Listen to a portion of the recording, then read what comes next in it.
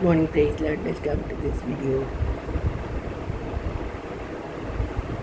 ரொம்ப நாளாக இந்த கருத்து பரிமாற்றம் நடந்து வருது. அதில் பார்த்திங்கன்னா who will have the last laugh அப்படின்ட்டு சில ஃப்ரெண்ட்ஸு கேட்குறாங்க. நீங்கள் ஒன்று சொல்கிறீங்க, அவர் ஒன்று சொல்லிகிட்ருக்காரு, பலரும் பல விதமாக பேசுகிறாங்க. who will have the last laugh அப்படின்னு சொல்கிறாங்க.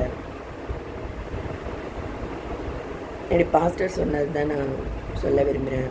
ஒவ்வொரு கம்யூனியன்லேயும் சொல்லுவார், சோர்வுகளுக்கு இடம் கூடாதுங்க, சாத்தான் தோற்று போகணும் அப்படின்னு, கர்த்தர் ஜெயிக்கணும், அதுதான் என்னுடைய ஆசை.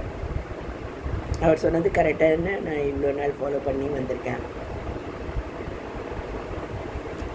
இப்போ காலையிலேருந்து நான் வீடியோஸ் பண்ணிகிட்டே இருக்கேன். இப்பயும் லஞ்ச் முடிச்சுட்டு இந்த தாட் எனக்கு வந்ததுனால நான் இந்த வீடியோவும் நான் பண்ணுறேன். அதாவது எப்பவுமே கர்த்தருடைய ராஜ்யத்தில் வேலை செய்தால் தான் ஆகாரம். ஸோ நான் குறிப்பிட்ட அளவு கர்த்தர் எதிர்பார்க்குற வேலைகளை செய்தால் தான் என்னால் சாப்பிடவே முடியுது. அது என்னுடைய எக்ஸ்பீரியன்ஸ். அது அப்படி இல்லைன்னா கொஞ்சம் கொஞ்சமாக நான் ஆர்டிஸ்டிக் கிட்டாக மாறிடுவேன். மூளை வேலை செய்யாது. கர்த்தருடைய வெளிப்பாடுகள் எனக்கு கிடச்சி நான் பாத் ஆஃப் அண்டர்ஸ்டாண்டிங் அப்படின்னு சொல்கிறாங்க. அதில் நான் தொடர்ந்து அண்டர்ஸ்டாண்டிங் வளரல அப்படின்னா அந்த ஆர்டிஸ்டிக்காக மாறத்துக்கு வாய்ப்பு இருக்குது. அது தூக்கத்தின் ஆவிகள் அந்த மாதிரி நம்மளை பிடித்துக்கொள்ள வாய்ப்பு இருக்குது.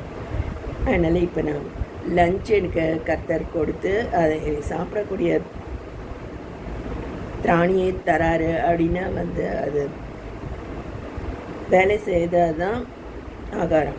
வேலை செய்கிறவன் கொஞ்சமாய் புசித்தாலும் அதிகமாக புசித்தாலும் அவருடைய நித்திரை இன்பமாக இருக்கும் அப்படின்ட்டு இருக்கு. இப்போ எப்பயுமே வேலை செஞ்சால் தான் ஆகாரம். அது கர்த்தருடைய ராஜ்யத்துலேயும் அதே தான். கர்த்தர் தான் ஜெயிக்கணும். சோர்வுகள் இன்றி நான் தைரியமாக நம்ம போராட வேண்டியது அவசியமாக இருக்குது.